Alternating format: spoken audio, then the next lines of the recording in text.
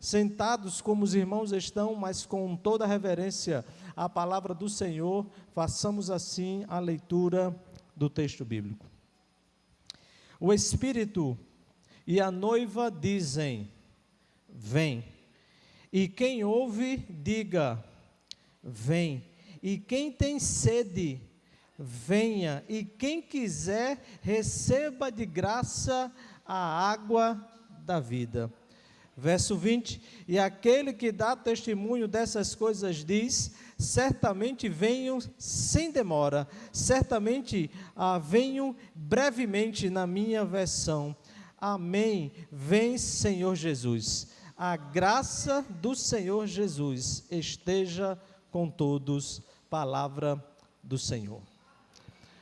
Ontem, em nosso primeiro momento aqui de exposição bíblica, nessa conferência alusiva às celebrações dos 65 anos desta igreja, ali refletimos e estudamos sobre o texto dos Atos dos Apóstolos no capítulo 2, lemos naquela ocasião a partir do versículo 37 até o verso 47, quando ali apresentamos os primeiros dias, as primeiras experiências, os primeiros anos da igreja do Senhor. O tempo em que, logo após a ascensão de Jesus aos céus, quando os discípulos ali foram comissionados por Deus, quando o povo de Deus, quando os apóstolos, os discípulos, a igreja recebeu a grande comissão, ide por todo o mundo e pregai o evangelho, e ali nós aprendemos da parte do Senhor que a igreja ela tem vivido ao longo do tempo muitos desafios. O desafio de permanecer fiel à exposição da palavra de Deus, em meio e diante de tantas heresias e tantos ensinamentos estranhos, aquilo que as Escrituras nos ensinam, e ali fizemos referência, por exemplo, àquele ensinamento próprio do primeiro século antes de Cristo, chamado de docetismo, quando ali havia um grupo de religiosos, sobretudo de influência grega, que acreditava que o Senhor Jesus Cristo, ele não tinha vindo na forma humana, a partir do entendimento que na carne constava, residia toda a pecaminosidade e toda a forma de desagradar ao Senhor. Portanto, Cristo não poderia ter vindo em carne, porque se assim fosse, estaria corrompida a sua missão. Mas o escritor bíblico, a partir daquilo que o evangelista João, escrevendo no primeiro capítulo, versos 1 e 2, diz que não, que no princípio era o verbo estava com Deus, e o verbo era Deus, e ele se fez carne e habitou entre nós, colocando por terra todo aquele ensinamento estranho. Mas nós também ontem, quando refletimos sobre o tema, uma igreja que há 65 anos vive de desafios, nós também aprendemos que é desafiador para a igreja continuar vivendo durante todo esse tempo em plena comunhão, e nós aprendemos e sabemos disso, que é da vontade de Deus que a igreja viva em união. E hoje chegamos a este segundo dia, analisando o texto do Apocalipse, e aqui, irmãos, fazendo uma referência histórica que é muito significativa para o momento em que esta igreja está celebrando. Quando pensamos no texto dos Atos dos Apóstolos, entendemos ali que aquele texto, do ponto de vista histórico, representa a década de 30 da igreja ali, já nos seus primeiros anos. E quando olhamos para esse texto, o texto da revelação de Jesus Cristo, que foi entregue ali ao apóstolo João, representa um tempo histórico, aproximadamente na década de 90 do primeiro século. Podemos chegar a uma conclusão de que o momento em que estudamos ontem, ou seja, o início da história da igreja, e este momento aqui registrado pelo apóstolo João no final do primeiro século, corresponde aproximadamente a um período de 65 anos de história da igreja. a Igreja de Cristo, que teve seu início ali logo após a ascensão de Jesus aos céus, e que agora, no final do primeiro século, tendo vivenciado todos os desafios, tendo vivenciado a maneira graciosa e poderosa do agir de Deus na história do seu povo, nós podemos compreender que esta igreja, a igreja apostólica, a igreja do primeiro século, tinha aqui aproximadamente 60 a 65 anos de história. Tempo similar ao que os irmãos estão celebrando nestes dias. 65 anos de uma expectativa, 65 anos anunciando o Evangelho, proclamando as boas novas de salvação, mas também 65 anos na esperança da volta do Senhor Jesus Cristo. Todos nós sabemos que a igreja nos seus primeiros anos, a igreja no primeiro século, tinha uma ideia, tinha uma expectativa, tinha uma esperança da volta iminente do Senhor Jesus Cristo. O apóstolo Paulo, escrevendo aos Tessalonicenses, na sua segunda epístola, falando a respeito dessa expectativa e de uma forma específica sobre o arrebatamento, ele dizendo que os crentes seriam arrebatados e os mortos, a terra daria seus mortos, os mares dariam seus mortos, e nós, os vivos, os que ficarmos, seremos arrebatados, demonstrando de forma muito clara que era a ideia, que era a expectativa daqueles dias e que Jesus Cristo voltaria naquele tempo, porque a igreja, ela vivia na expectativa do retorno de Jesus, vivia na esperança da parousia, vivia cumprindo a missão que ela recebeu até a volta do Senhor Jesus Cristo. E essa é a expectativa da igreja até os dias atuais, e é sobre essa ideia que a PIB aqui na Vila do Ipicep tem refletido nas suas conferências de aniversário. Unidos há 65 anos até que ele venha. E nesse tempo, e nessa ideia, e nessa proposta de reflexão, eu quero refletir com os amados irmãos nesta noite sobre uma igreja que há 65 anos proclama o nome do Senhor e espera pela volta do Senhor. E dizer, em primeiro lugar, que uma igreja que espera a volta do Senhor confia em suas promessas. Vejamos, irmãos, que o apóstolo João aqui falando a respeito daquilo que ele ouviu do próprio Senhor Jesus Cristo, registrado no livro do Apocalipse como a revelação de Cristo, no versículo 17, o escritor bíblico registra: e o Espírito e a noiva dizem, vem, e quem ouve diga, vem. Aqui o Senhor Jesus Cristo deixando uma promessa muito clara à igreja, de que ele voltaria, de que ele mais uma vez estaria junto com o seu povo, para agora restaurar a vida da igreja, a vida do seu povo, o povo que estava passando por muitos desafios e perseguições. Naquele tempo, irmãos, nós conhecemos a história da igreja. O povo estava sendo levado para ser devorado pelas feras, pelos leões, nas arenas romanas. O povo estava sendo perseguido. Todos os apóstolos, até o tempo do apóstolo João aqui, que foi exilado na ilha de Patmos, mas todos os apóstolos, eles foram martirizados. Toda a igreja, ela era perseguida, e aquilo que movia aquele povo, o que movia o coração da igreja, era a convicção, a certeza, a confiança nas promessas do Senhor. E aquilo, meus amados irmãos, que continua movendo o coração dessa igreja, é a confiança nas promessas de Deus. A confiança de que, por quão grandes sejam os desafios que estão adiante de nós, o Senhor nos promete que está conosco todos os dias. O Senhor nos promete que para o homem, apesar de muitas circunstâncias serem impossíveis, para Deus nada é impossível. E essa igreja, ela avança de forma triunfante na confiança e na certeza das promessas de Deus. Temos a convicção, meus amados irmãos, que Deus, Ele sempre cumpre as suas promessas, porque quem prometeu é fiel. O escritor bíblico, escrevendo aos Hebreus, no capítulo 10, no versículo 23, nos diz: sem vacilar, mantenhamos inabalável a confiança da nossa esperança, pois quem fez a promessa, Ele é fiel. Deus tem muitas promessas para a vida desta igreja. Quando aqui, assistindo juntamente com os irmãos, o vídeo que traz retratos, recortes da história dessa igreja, e quando, irmãos, eu olho para esta igreja no tocante ao seu templo, nos dias atuais, certamente o sentimento que passou no meu coração, que passa no coração dos irmãos, é a maneira graciosa como Deus tem operado milagres e maravilhas aqui neste lugar.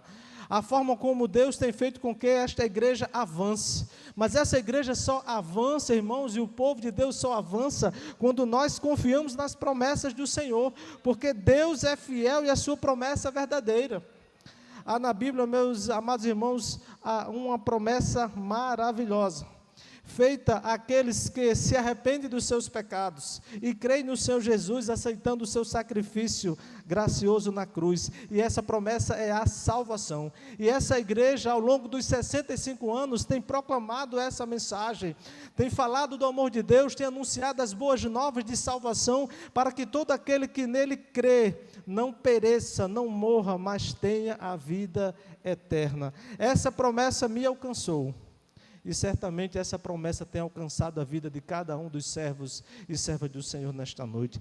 E é baseado nessa promessa e nessa confiança que essa igreja ela continua avante, proclamando a sua missão até que Ele venha.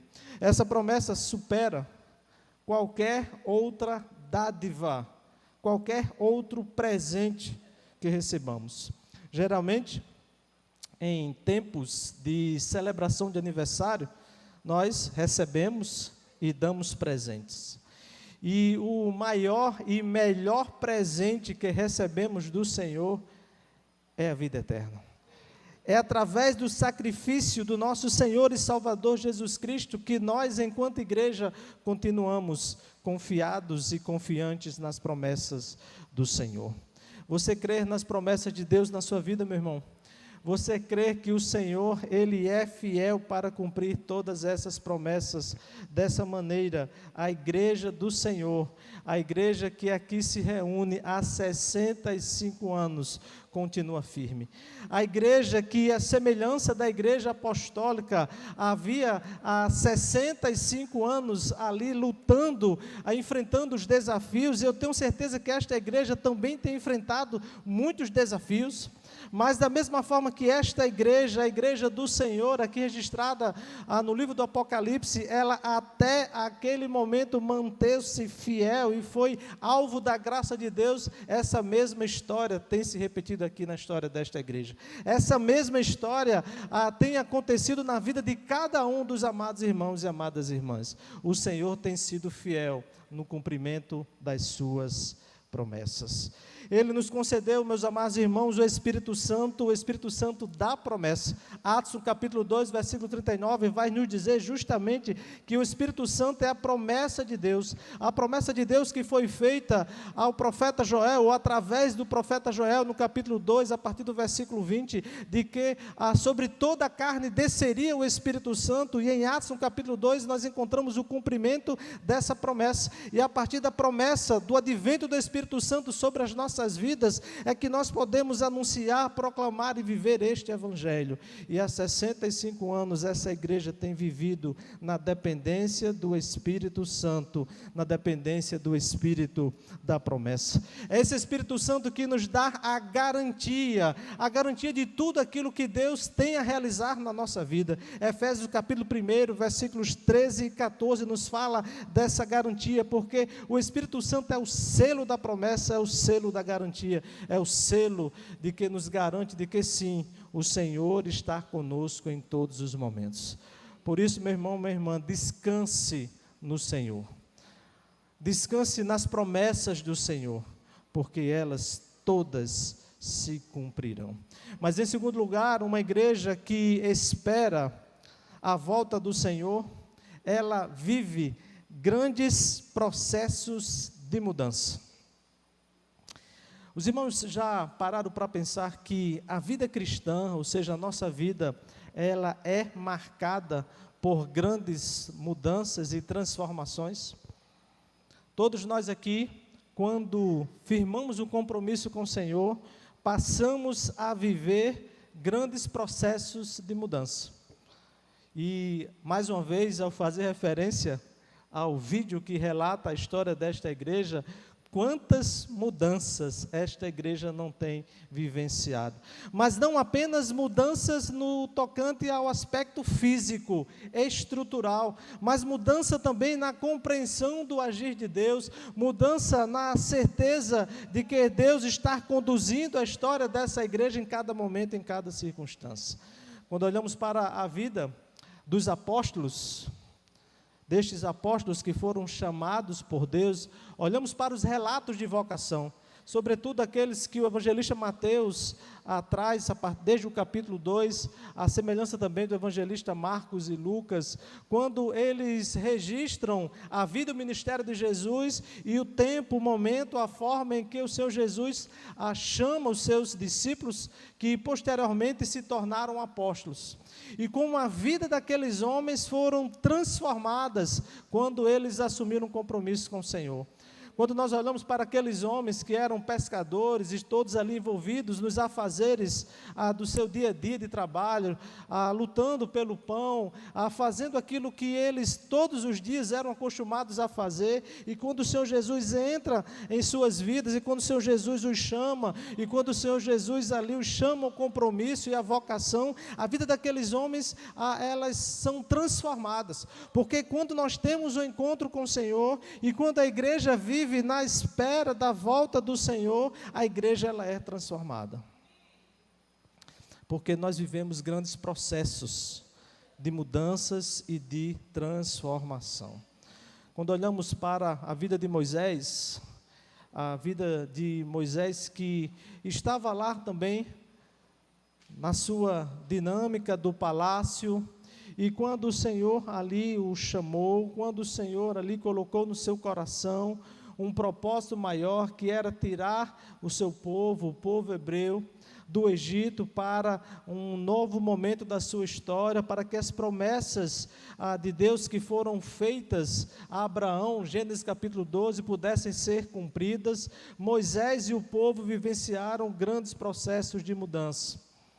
Quando olhamos para os profetas que foram chamados no Antigo Testamento, os profetas que foram retirados também do seu dia a dia para ser a boca de Deus, para falar da parte de Deus, aqueles homens viveram grandes processos de mudança. E todas as vezes, irmãos, quando nós nos colocamos à disposição do Senhor, quando nós colocamos as nossas vidas aos pés do Senhor, quando nós assumimos um compromisso com o Senhor, a nossa vida, a nossa história passa por um grande processo de mudança. E todas as vezes que a igreja, ela igualmente coloca-se diante de Deus, dizendo: Senhor, somos o teu povo, Senhor, estamos aqui para cumprir a sua missão, Senhor, estamos aqui para fazer a tua vontade. Esta igreja vive grandes processos de mudança, e esta igreja, há 65 anos, tem experimentado grandes mudanças, grandes transformações, e ela continuará vivenciando essas mudanças até que Ele venha. Porque é dessa forma, meus amados irmãos, que nós vivenciamos e experimentamos a vida cristã.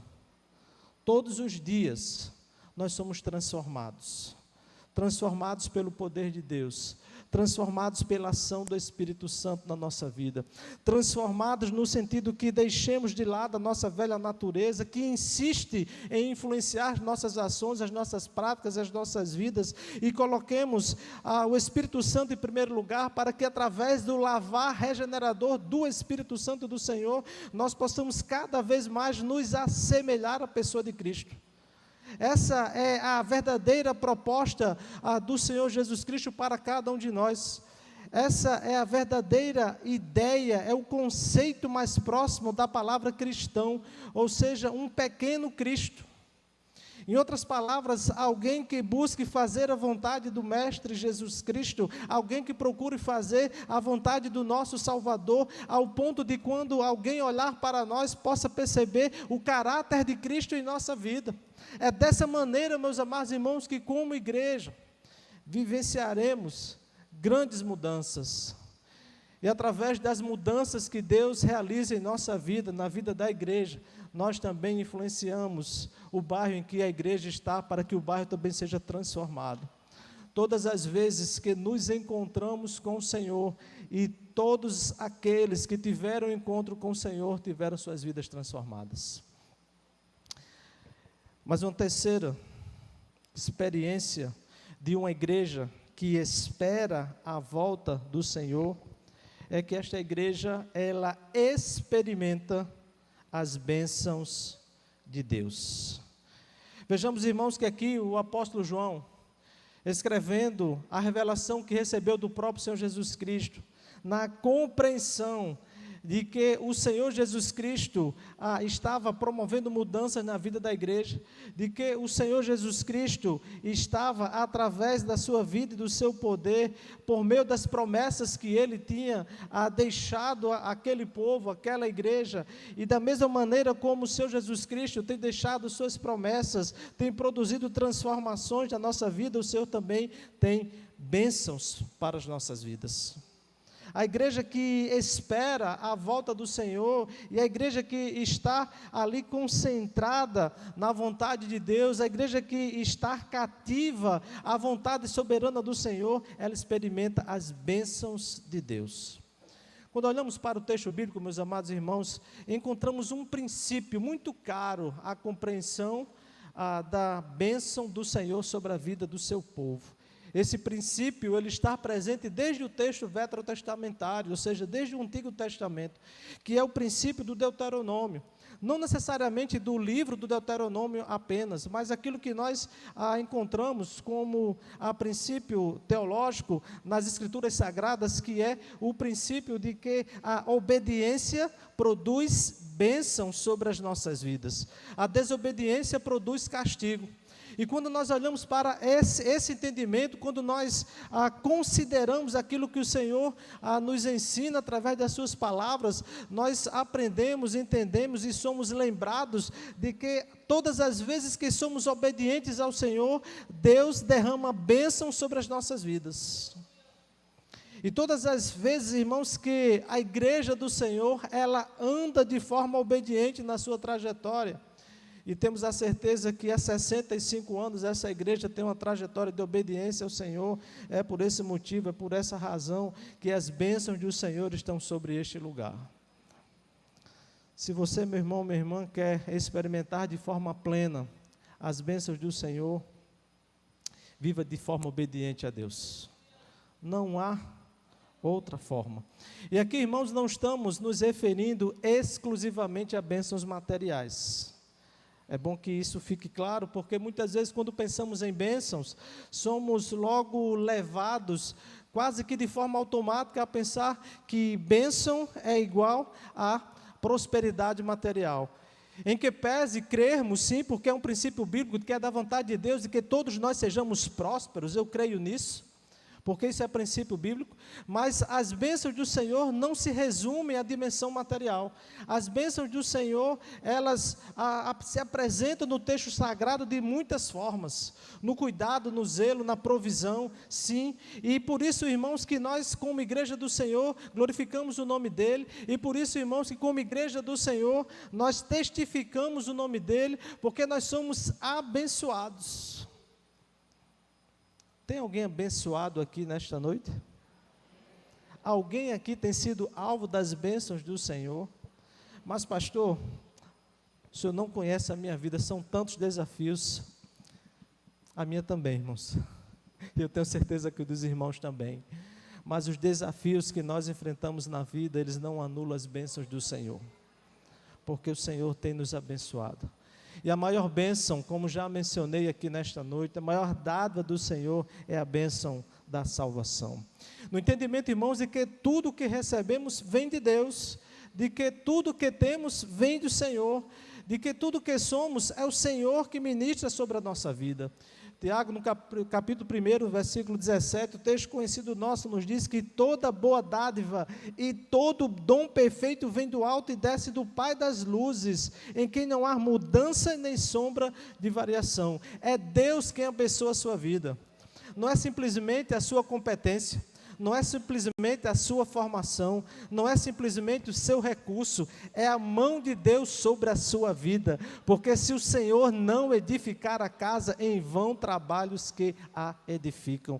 Se o Senhor não abençoar esta igreja, se o Senhor não edificar esta igreja, em vão são todas as campanhas, em vão são todo o trabalho realizado, em vão é todo o esforço, é o Senhor quem abençoa o seu povo.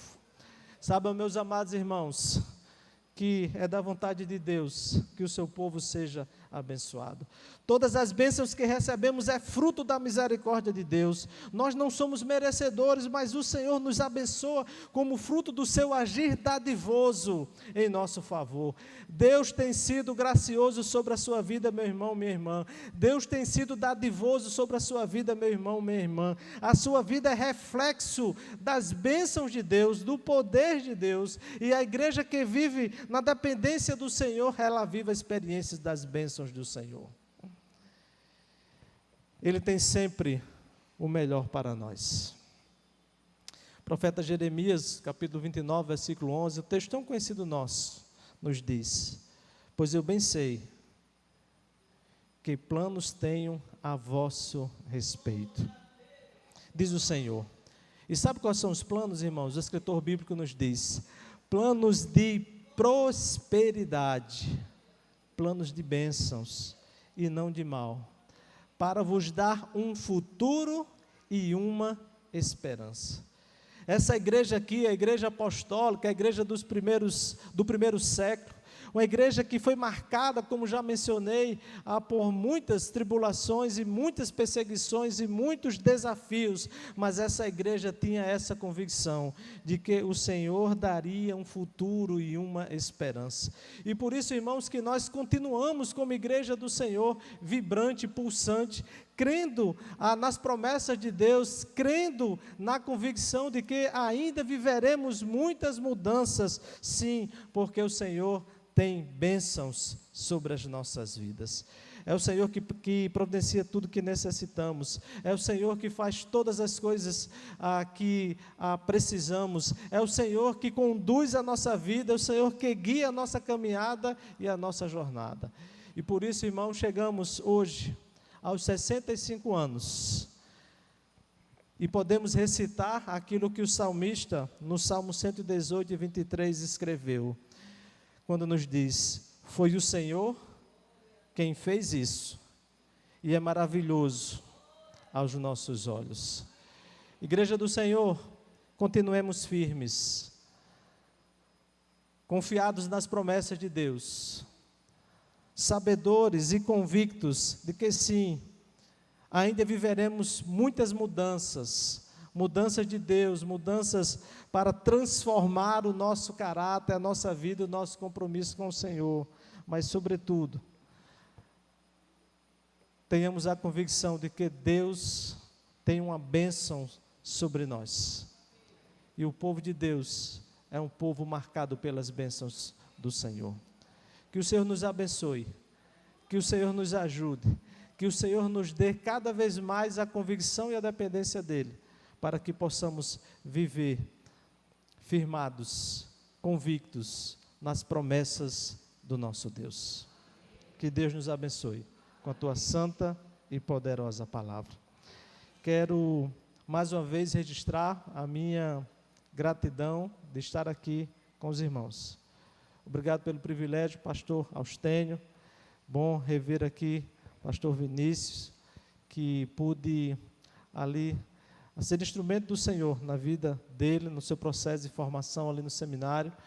E deixo para você, meu irmão, minha irmã, e para você, meu amigo que está aqui nesta noite, uma palavra de desafio. Nunca deixe de acreditar nas promessas de Deus na sua vida. Nunca deixe de confiar nas bênçãos do Senhor na sua vida.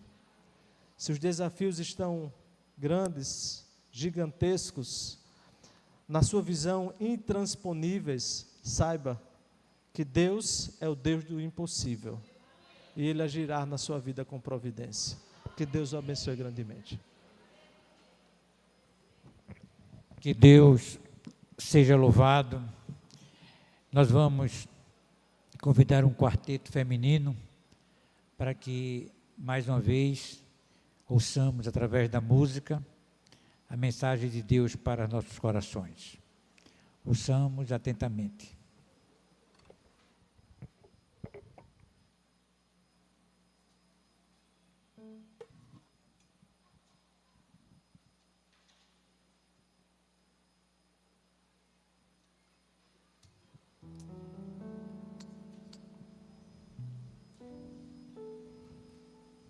Nós também vamos cantar uma das promessas do Senhor.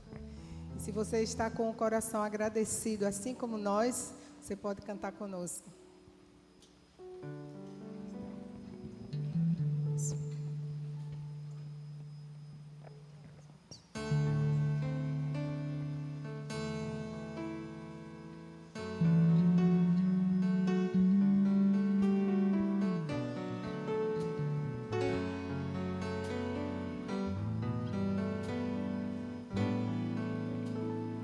Te louvar, te agradecer, há tantas formas e expressões para retribuir o amor,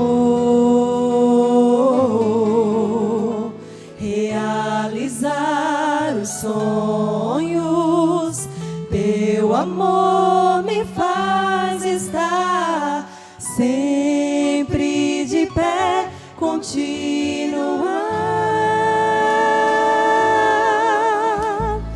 Tudo posso, Deus me fortalece.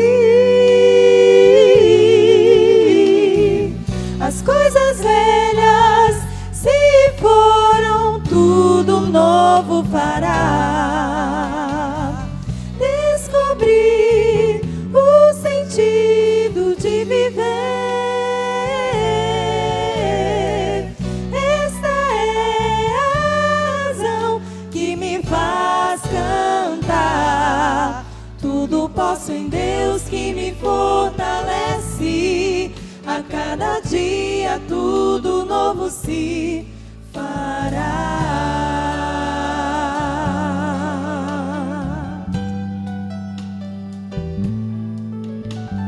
Te louvar, te agradecer, há tantas formas e expressões para retribuir o amor,